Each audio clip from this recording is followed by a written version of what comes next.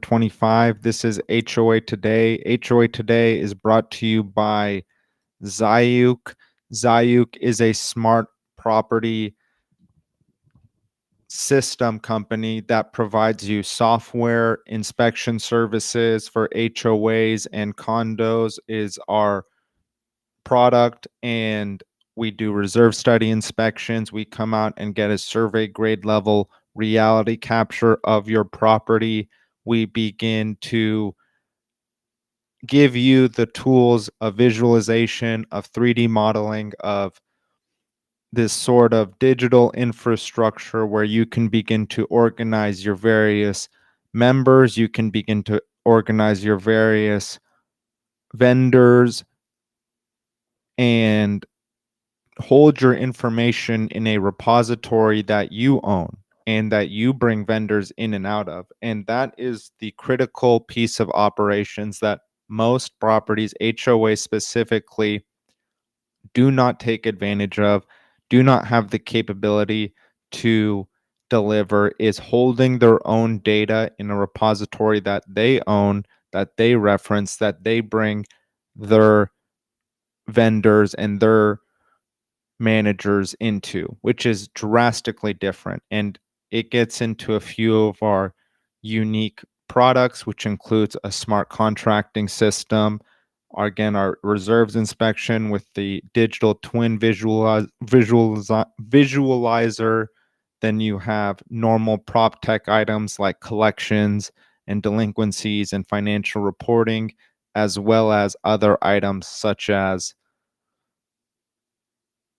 meetings and voting and rules, which comes in huge to get operations going in a way that's cheaper, more effective, more efficient, and to really take control, take authority of your data and your information and distribute that in a way that is fairly cheap. So we'll continue. Let me move this to get some. There we go. All right. So first, Prairie Grove HOA facing bills and thousands for new roofs. Monthly costs should cover expenses. That's what the residents say, but not what the HOA is saying. Townhouse community with 170 units built in early 2000. So it's not even old. It's just reaching 20 years. HOA is looking to issue a special assessment to replace all roofs and decks at a cost of an estimated $2.3 million. And asking residents to cover the costs on top of their monthly HOA fees. Some residents are pushing back, citing rules and regulations. However, according to the Articles of Incorporation, the board may levy a special assessment to make major repairs, additions, alterations, improvements.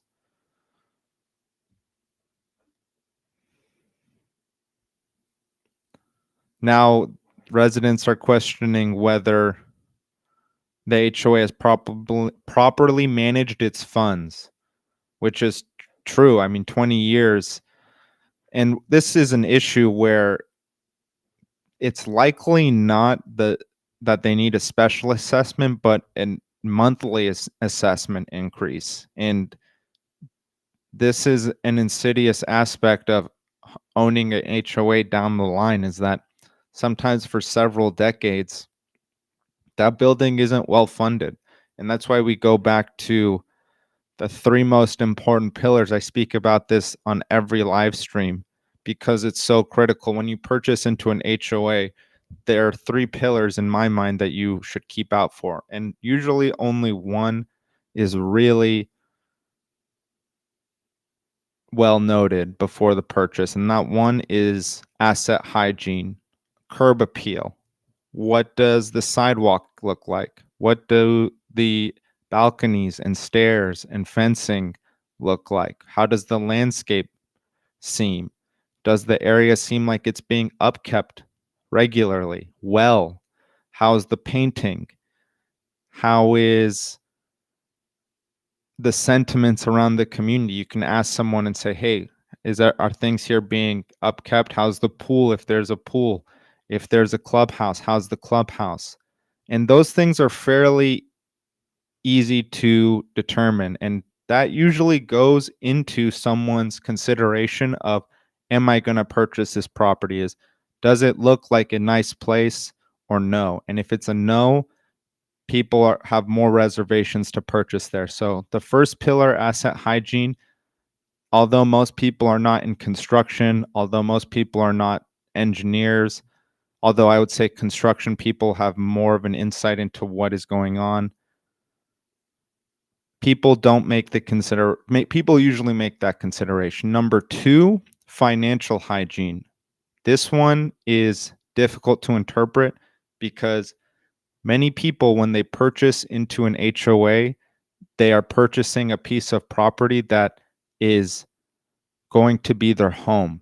And so they take the first consideration, asset hygiene, into consideration, but they overlook at times the business side of the property, that this is a business. You're purchasing into usually a nonprofit organization that has an executive board, that has a budget, that has a history, income, expenses, and there are several financial documents that you should have available and you should reference before you purchase. The budgets, what do the budgets look like? How have the budgets changed over the last few years? Special assessments. Has there been any special assessments in the last 3 to 5 years? And are there any considerations for another special assessment in the upcoming 3 to 5 years? Again, you can talk to someone there, try to reach out to the board or the HOA manager. And then finally, the reserve study. Does this business have enough money in the bank to meet its asset needs in the coming future? And if those are no, much of those, like, oh, they had low assessments for several years. Well, as we've seen in Florida and California, there can be huge price increases in insurance that force the association to change its monthly assessment very, very dramatically, or there's a need to take on a special assessment to raise that capital. But regardless, it's something to consider. You're purchasing into a business. Many HOA owners use their HOA residence as their primary form of wealth. You are investing into a home that, one, you are likely to enjoy and live in, but also one that you are going to be a business owner, a member of a business inside it, a part of. And that aspect often goes over people's heads. And that's why it's important to understand the financial hygiene, because you don't want to invest in a poor business. And the particular places where this is having a huge effect is Florida, because their HOA issues and their real estate issues and the weather combining with legal novelties, combining with insurance and inflation, it has created a very high entropy environment for homeowners, where you're actually seeing HOAs closing. They're ending. We've spoken about this one building, I forgot what the name was, but it was just in a battle with eight residents of over 180 that are holding out, and I believe those 8 residents won the case to destroy the HOA, and then that developer would be able to create a new HOA in its place, or create a new residence in its place. So that becomes a huge issue. And then when you take the asset hygiene and combine it with financial hygiene, and neither of them are that sound, it becomes a really chaotic business to invest in. And so those two pillars are very important. People often consider asset hygiene, but because people are looking more so for a store of wealth, a piece of real estate that works with their life, whether that be it's close to their place of work, there's a nice school that their children can go to, it's in an area that they want to live in. Very rarely are people purchasing, not everyone, some people are investors and just, this is for an investment and things of that nature, but many people purchase their home in an HOA because they want to own where they live. They see it as a store of value that will likely appreciate,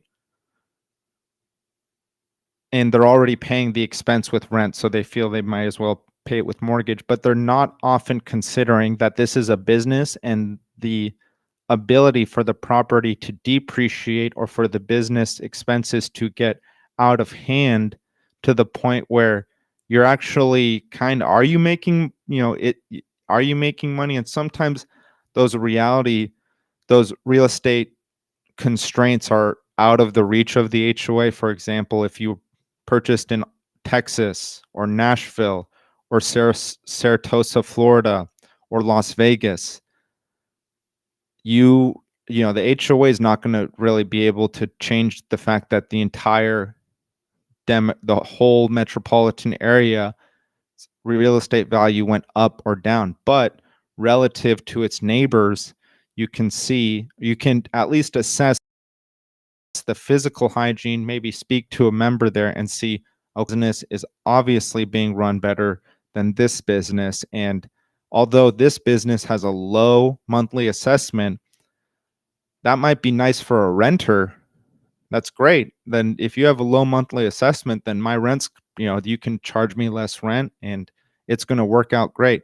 But if you're actually going to be using this as an investment, putting a large portion of your wealth into that business, changes the reality, the dynamic, and it's different. It's really different. So you have one, we spoke about asset hygiene. Two, we spoke about financial hygiene. And three, the one that people often either ignore or overlook that can become such a distressful issue for individuals is governance, specifically rules. So if you purchase into an HOA and you're purchasing an investment property, the rules may not affect you so deeply because that's not going to be you living on the property. Your tenant is going to have to be the one to live in accordance with those rules. It might have rules on how you can rent out to tenants, short term, it's not allowed, things of that nature. But you aren't going to be forced to live under rules that are set out for residents. That's if you're an investor and you're using that property for a rental property. Often people who purchase in HOAs, that is their primary residence. They purchase there to, again, feel as though they own where they live, to invest in an asset that they believe will have a high likelihood of appreciating, an asset that they see as safe. And that's why they invest. And then if they don't take governance into consideration, the rules under which they will be forced to live by, and then they get on the property and are told you can't do that, it becomes very distressful for people. That's their home. And the board and the executives are saying you can't do that. It is very stressful for people. And much of the current events that we speak about stem from that issue.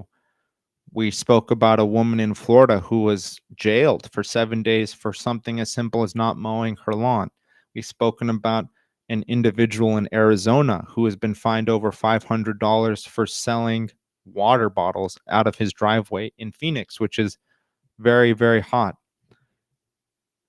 It becomes a big issue, and when you talk about single family homes, it even becomes a bigger issue, I feel, because with condos and buildings that share walls across units, it's pretty obvious that there's a shared property there. You both are sharing the HVAC system. You both are sharing that roofing system. You both are sharing the electrical system, the gas system, the plumbing system, the sewage system, the stucco system, the structural system, the flooring system. Well, those can be separate, but to a certain degree, you're sharing the same infrastructure and you're going to have to pay a shared body that is able to manage that. Whereas for single family homes, it becomes a huge issue because at some point you're like, this is my lot. Why are you telling me what I can't do on my lot? So I'll continue. But as we spoke about, so Cobblestone Woods HOA fund dropped to $0 in 2022. Gotten explanations that expenditures over the years were more than what the HOA was bringing in. Still question spending transparency. All of a sudden, it disappeared. This is in Illinois. Steele was elected vice president and filed a petition citing Illinois Common Interest Community Association Act provision stating that if the combined regular and special assessments for the current year exceed 115%, unit owners have the right to challenge the assessment. Over 30 homeowners signed, but failed to reverse the assessment. Residents are subject from $11,000 to $15,000. And now this is why Zayuk inspections becomes so critical. We've spoken about roofing in Minnesota, where there wasn't documentation sharing why roofing needed to be replaced in this particular HOA in Arizona. It was replaced. And then the HOA got sued. I believe the management company was also in a lawsuit for that. And it becomes a huge issue. Documenting the property is critical. I went to a CAI event just last month where this was one of the key determinants. The HOA needs to be in charge of its information. If it's not in charge of its information, it will be at the whim of its stakeholders, and that information will be distributed across multiple vendors. And when those vendors leave, a lot of times that information goes with them. And that's why information security, information ownership is critical. And especially as we get into the age of crypto and stable coins, it's going to become more of an issue where it's not even going to become an issue. It's going to be an actual need. And Zayuk is preparing for that. So when we talk about coming to your property and taking a reality capture, a survey grade level reality capture, so you can begin to visualize through a computer, through a 3D model, what is going on in your property so that you don't have to be at the whim of this visualization aspect is critical. And it gives you and your vendors the tools. It gives you the tools to distribute information to your vendors more easily. It gives you the tools as a board or a manager to document why these things are needed so you're not held as liable. So you have the proof and the evidence to say, this happened. This is why we needed this. We got an engineering grade survey model, reality capture, 1 to 3 centimeters accuracy. It's it's not even the future, it's the present. And your vendors will be very appreciative and you will be able to communicate with your vendors more effectively. That is possibly the most important thing, is that your vendors will have the context that they need to actually make proposal decisions that you understand. Because when you're starting to visualize, oh, I'm talking about this corner at this wall next to this unit over here with the landscaping, was that on the west side or the southeast side? It becomes hugely complicated. And just having a visual tool there during your meetings, and we have meetings in the app. So you're using the same app to run your meetings as you are to use your visualizer. And then you're able to speak about that. And it becomes hugely helpful. And a lot of times, I understand management companies, for them, it's a huge, for even the HOA itself, it's a huge deal to change softwares. But goodness, it's worth it. It allows you to document your tools immediately. It allows you to have a traceability line so that you're not held liable for issues. I mean, a lot of times people don't want to be held liable, and it's such a difficult volunteering job. It's a volunteering job. It it's not it's you, so give yourself the tools, reach out to Zayuk, and we'll just continue. Okay, so we'll continue on from that article. We spoke about this last week. Stillwater HOA sues Google over alleged data center construction runoff. There is a ecological area near this newly built data center in Oklahoma that has had the wildlife completely, supposedly, just annihilated due to that. And it's going to be interesting as Meta gets their data center out in Louisiana, how communities around that data center are going to be affected, because that data center is supposedly the size of it's a sizable portion of Manhattan, something like that. I keep on seeing its overlay on Manhattan. That's going to have huge ecological effects, huge. And then you have to have power running into that data center. It'll be such an interesting, I mean, for us that don't necessarily live near there. Okay, we'll continue. But for people that live near there, it could be really, really tough. So this is AB 130 in the Daily Journal by Diane L. Peters. Unexpectedly amended California law to cap HOA fines at $100, forcing boards to adopt new procedures. Snuck in unanticipated.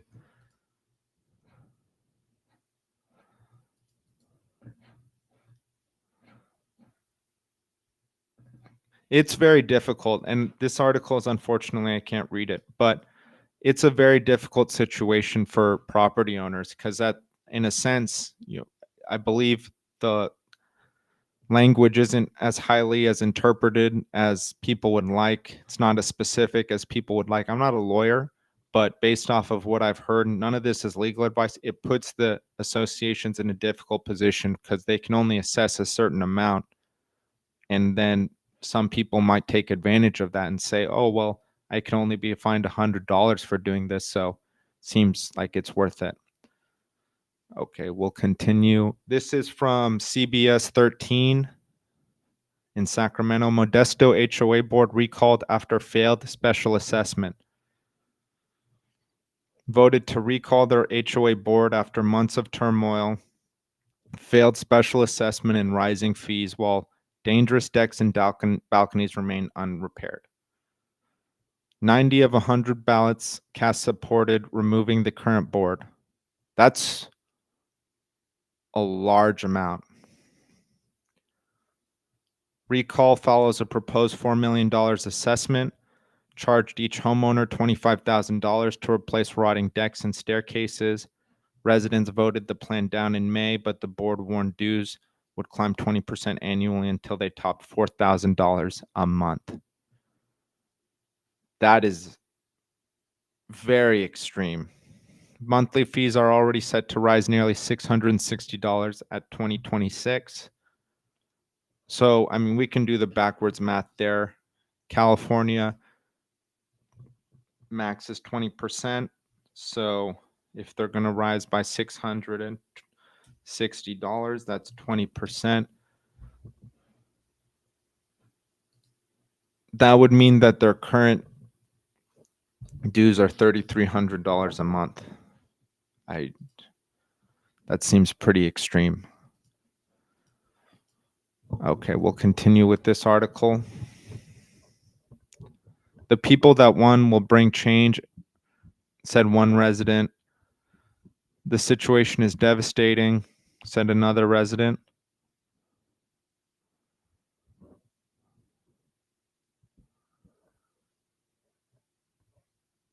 Yeah, it's $660 in 1 year would have to mean, in California at least, that's a $3,300 assessment.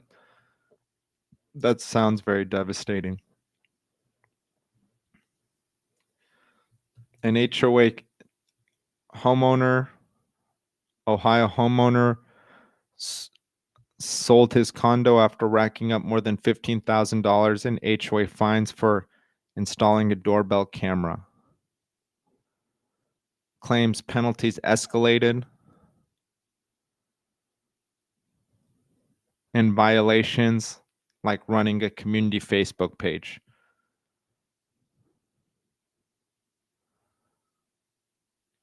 Again, this is kind of the third pillar I spoke about earlier, governance. It seems like a huge issue to not have a security camera. Seems like a liability more so to not. I'm not a lawyer. None of this is legal advice. But when you live in a home and you're told that you can't have a security camera, it becomes an issue. It becomes an issue. People must respect their governance, and it must be before they purchase their home because they're going to be held liable. You sign documents that state you're going to abide by these rules, abiding documents. And when you do that, you're held liable. You're held to the consequences under those documents. It's gravely important to understand what you're signing up for when you purchase an HOA.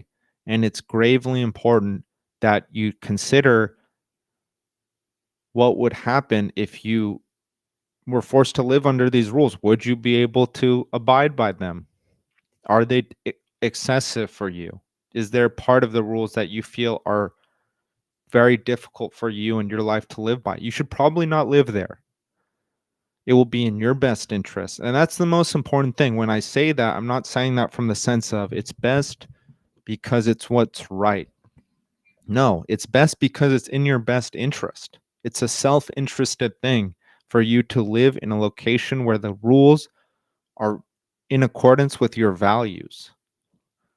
And that's why it's such an important pillar. Asset hygiene, financial hygiene, and governance. Those are the three pillars that you need to understand going into purchasing a property within an HOA. Because if you don't understand those, that's where the issue lies. You purchase into a property that's decaying and doesn't have the finances to handle that decay, or it just has rules that you don't want to live by. Those become huge issues. That's your home. You purchased that, and that's how you're going to feel. And when you're forced to live in a certain way, or you have to give more money to live in your home, just this asset that you thought was appreciating, you were good, it becomes devastating. And we're getting into a point in American society where buildings are getting older. They were built in the 60s and the 50s and the 70s and the 80s. And we're getting to that point where some of these buildings were not maintained very effectively over decades. And now that's all starting to come to front when you have Florida, with their various laws in the last several years, along with rising insurance. California with SB 326 with our balconies. Everyone had to upgrade their balconies. And you have items in Minnesota where an ombudsman person is actually being placed in the government so that there can be some sort of regulation of these systems, because it becomes a huge issue for people. The HOA system, I don't want to say it's broken. It's good. It needs to be significantly improved, and there needs to be more of an ownership item. And it's difficult. People don't want to because it's government at the end of the day. But as a person in government, as a board member, as a property manager too, you want to keep yourself to have as little liability as possible. And Zayuk Safe, with our digital twin protocols, with our smart contracting system, with our reality capture inspection, will give you the tools to actually do that, to actually be able to distribute and lower your liability and distribute information and put yourself in a position to actually understand the context of your property. Thank you, everyone.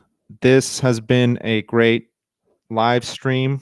Hopefully, you all are having a great week ahead of you and a great week in general. I'm actually very excited because Zayuk will be releasing an announcement probably later today about a new aspect in our business.